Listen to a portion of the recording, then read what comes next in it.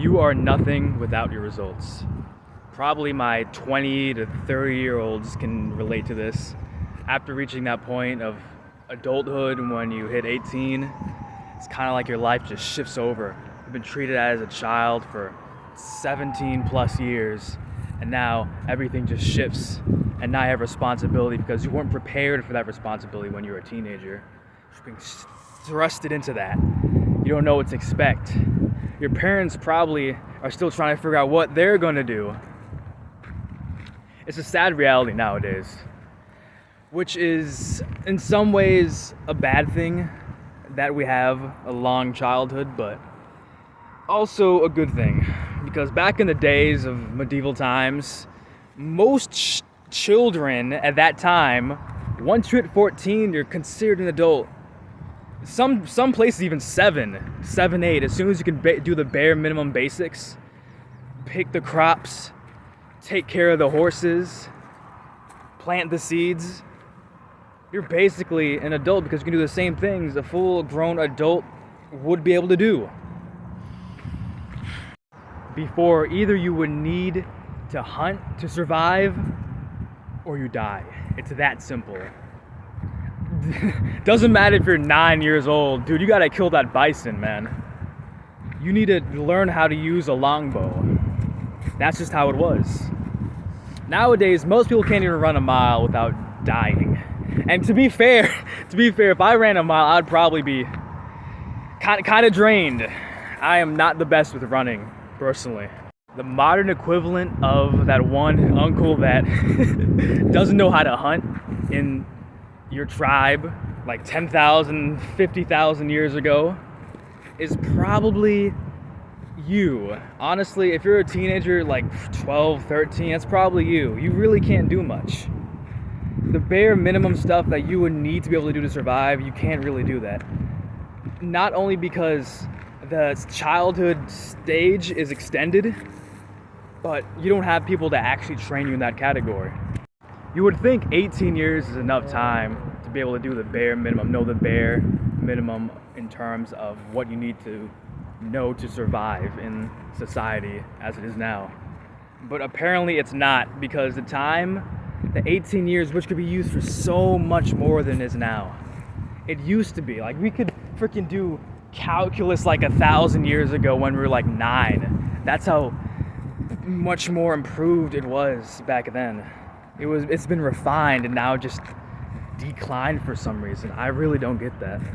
And now because of that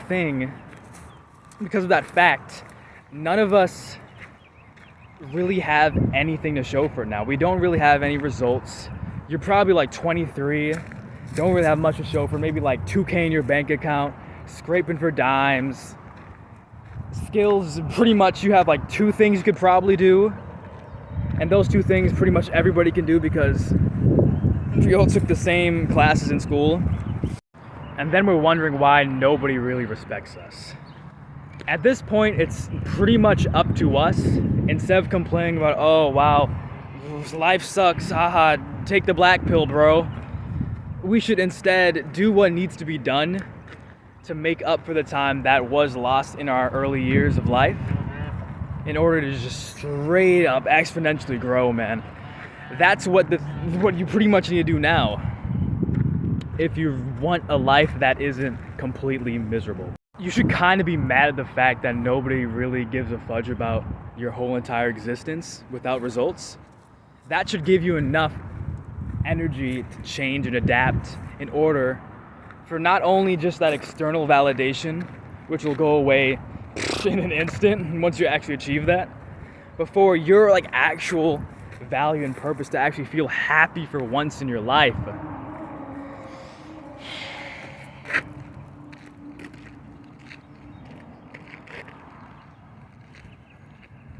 It's really not a good feeling. I know most of us have at least felt this once in our lives.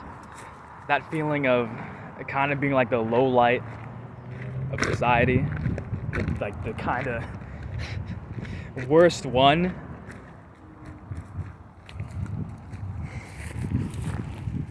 Not really being respected, but then always demanding respect without change.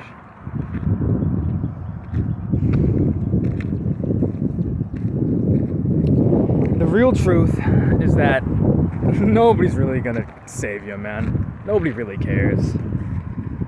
It's really up to you at the end of the day to change what needs to be changed, to alter what needs to be altered in order for your happiness to exist.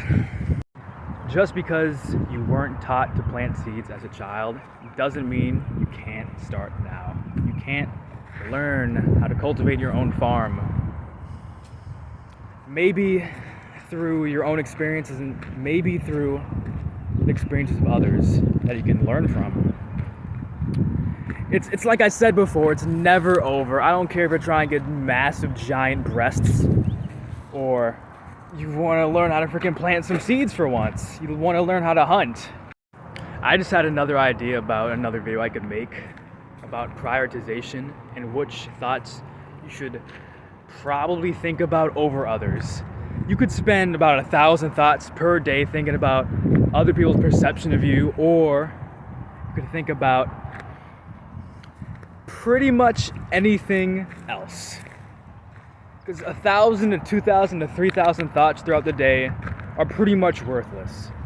They only bog you down like an anchor on a ship, pretty much, but without any purpose. You either learn to hunt the bison or you die. That's why you see so many people adopt a similar mentality to this. You see these like freaking middle-aged men not really caring about, oh bro, my gut's sticking out. And you might think, oh my gosh, why doesn't he just get six-pack abs? Dude, he has other things to prioritize his time on. You may think going to the gym is like the most important thing ever. Dude has to freaking take care of his 3 children. All he has time to do is freaking work. He has to work, maybe get like a quick 2-minute blowjob. That's it. 2 hours of sleep. He needs to wake up immediately after, go to his dead-end job. But you know what? He found a way to be freaking happy. He found a way to be happy with what he does have because he's not too consumed by other people's perceptions of him.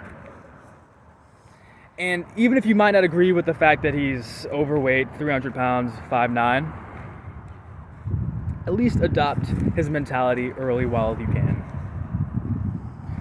Limit your thoughts about other people's perception of you. Have a good one.